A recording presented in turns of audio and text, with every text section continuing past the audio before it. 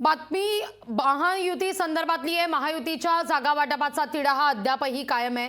भाजप किमान 30 ते 32 जागा लढण्यावर ठाम आहे। शिवसेनेला 12 ते 13 तर राष्ट्रवादीला 4 ते 5 जागा देण्याचा प्रस्ताव ठेवण्यात आलेला आहे। भाजप, शिवसेना आणि राष्ट्रवादी काँग्रेस यांची नवी दिल्लीत सोमवारची नियोजित बैठक ही रद्द झाली आणि त्यामुळे महायुतीत जागा वाटपाचा तिढा अद्यापही कायम आहे। भाजप किमान 30 ते 32 जागा लढण्यावर ठाम असून शिवसेना 12 ते 13 आणि राष्ट्रवादी काँग्रेसला 4 ते 5 जागा देण्याचा प्रस्ताव हा समोर ठेवण्यात आला आहे।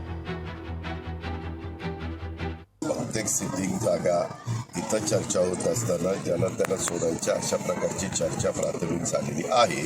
त्याबद्दल आता अंतिम चित्र आम्हालाही पण लवकरात लवकर स्पष्ट करावं लागणार आहे, कारण 14-15 तारखेला देशामध्ये आचारसंहिता लागण्याची शक्यता आहे। त्याच वेळेस कार्यक्रम जाहीर होईल, त्याच वेळेस फॉर्म कधी भरायचे, माघार कधी, मतदान कधी, हे सगळं आपल्याला पाहायला आम्ही त्याच्या संदर्भातली प्राथमिक चर्चा केलेली आहे।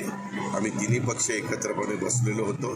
त्या चर्चेमध्ये साधारण प्रत्येकाचा मान सन्मान राखला जाईल आणि त्या कार्यकर्त्यांना पण समाधान वाटेल अशा प्रकारचा तोडगा काढण्याचा प्रयत्न आमच्या सगळ्यांचा।